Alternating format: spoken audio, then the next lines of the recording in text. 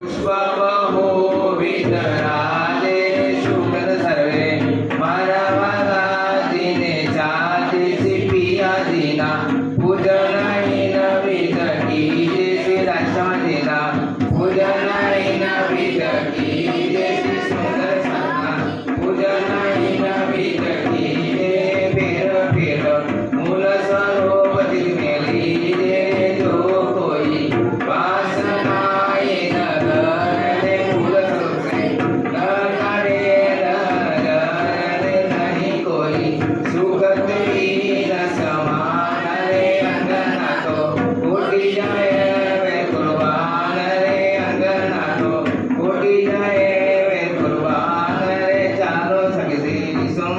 जागृति के लिए आध्यात्मिक मार्ग के लिए हमें जो आगे बढ़ना है तो हम क्या करते हैं, अब हमारे पास समय नहीं है। अधिकतर समय बातों में, गप्पे मारने में, घूमने फिरने में अपना समय को हम व्यतीत कर देते हैं, लेकिन राज्य के लिए हम 1 घंटा समय निकालने के लिए तैयार नहीं होते। 24 घंटे में राज्य का कम से कम कुछ समय तो मेरे लिए भी निकाल लो, तभी तो हमारी आत्मा की जागृति होगी। ये माओजी भाई को देखिए, अपने दुकान से भाग करके श्री जी के पास आते हैं, चरणों में साष्टांग दंडवत प्रणाम करते हैं और निष्ठाबद्ध होकर के श्री जी के चरणों में बैठ करके चर्चा को सुनते हैं। तब जाकर के उनकी आत्मा की जागृति होती है, उनको विश्वास हो जाता है कि साक्षात धामधनी हमारी आत्मा को जगाने के लिए यहाँ पर आए। रोज भैरव सेठ के घर में क्या होती है, चर्चा सत्संग शुरू हो जाता है। श्री जी कहीं पर भी जाते हैं तो क्या करते हैं, चर्चा सत्संग चित्तवनी, इतना ही उनका कार्य है। सबकी आत्मा की जागृति करना है। यदि आत्मा की जागृति करना हो तो वाणी मंथन, चित्तवनी और सेवा के अलावा कोई विकल्प नहीं है। इसलिए हमें वाणी मंथन, चित्तवनी और सेवा तो अवश्य ही करनी चाहिए। इसलिए आत्मा जागृति के लिए श्री जी प्रतिदिन इस क्रिया को वहां पर करते हैं। भैरव सेठ प्रतिदिन आकर के सबसे आगे बैठ करके चर्चा सुनते हैं। श्री जी का लक्ष्य एक ही है, ताकि सबकी आत्मा की जागृति हो सके। और प्रतिदिन आकर के भैरव से आगे बैठते हैं, चर्चा सुनते। ऐसे करते करते बहुत समय व्यतीत हो गया चर्चा सुनते सुनते, और सबको वहां पर चर्चा से सुख मिल रहा है, आनंद मिल रहा है। सब भाव विभोर होकर के चर्चा को सुन रहे हैं, क्योंकि अब्बासी बंदर जहां पर न कभी कोई साधु महात्मा जाए न कोई जाए, मुस्लिम देश है, और वहाँ पर कोई हिंदू महात्मा जाकर के चर्चा करे तो सारे लोग इकट्ठा सुनने के लिए होते हैं। अपने घर में जाता है तो क्या सोचता है कि मैं श्री जी की चर्चा सुनने के लिए फिर जाऊं।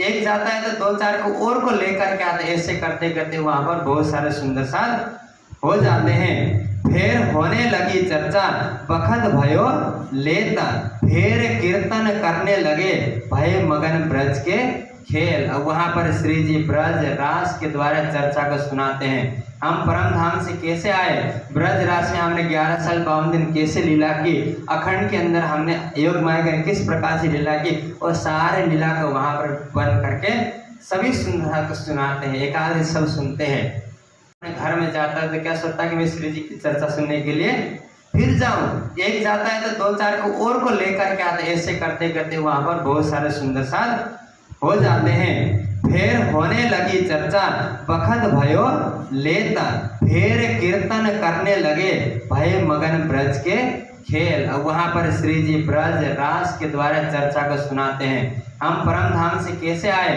ब्रज रास में हमने 11 साल 52 दिन कैसे लीला की, अखंड के अंदर हमने योग माया किस प्रकार से लीला की, और सारे लीला को वहाँ पर बन करके सभी सुंदरता को सुनाते हैं। एकादशी सब सुनते हैं। मुसलमान आए और राजाओं ने यही नीति अपनाई। सारे राजाओं को गुलाम बनाया, दास दासी बनाए, उनकी सेवा में लगाया। किसी को राजपाट करने ने टैक्स जोड़ दिया। अंग्रेज आए, उन्होंने यही किया, शिक्षा पद्धति खत्म कर दी।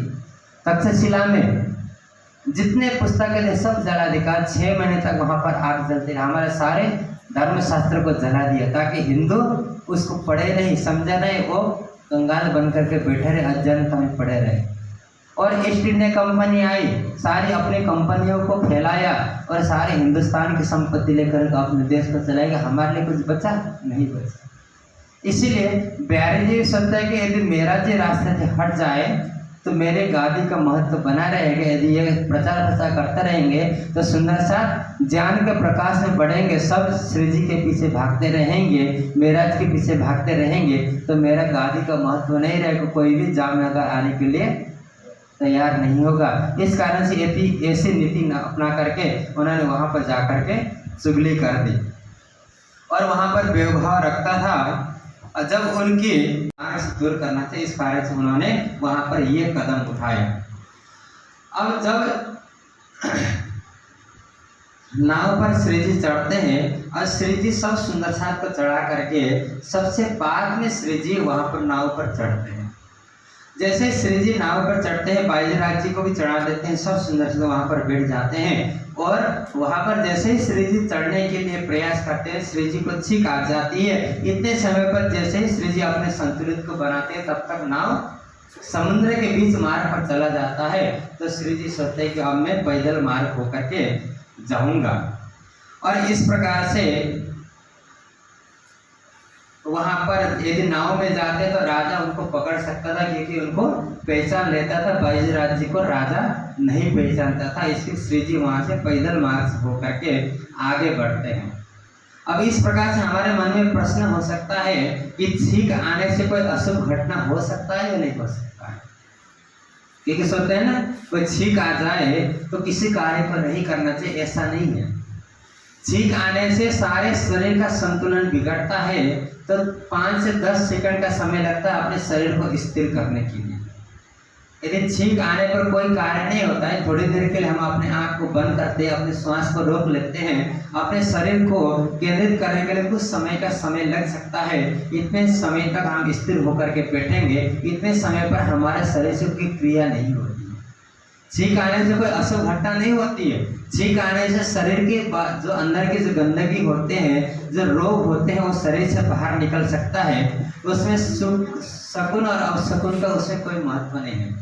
कोई कहता है कि बिल्ली ने रास्ता काट दिया तो रास्ता पार नहीं करना चाहिए। एक पशु के रास्ता काटने से यदि हमारा अनिष्ट हो सकता है, तो हम तो उनसे भी ज़्यादा हानि करते थे, हमारा सबसे पहले होना चाहिए। लेकिन ऐसा नहीं है। वो तो मनुष्य ने अपनी कल्पना के बल पर इस प्रकार के अनेक सारी कहानियों को गढ़ लिया है। तो इस प्रकार से बहुत सारी कहानी लोग निकालते रहते हैं। एक घटना है कि एक समय पर एक घर में एक माता जी रहती थी कि उन्होंने भी देखा था कि उनके शादी के समय पर उनकी सासू माँ ने एक बिल्ली को टोकरी में बंद कर करके रखा।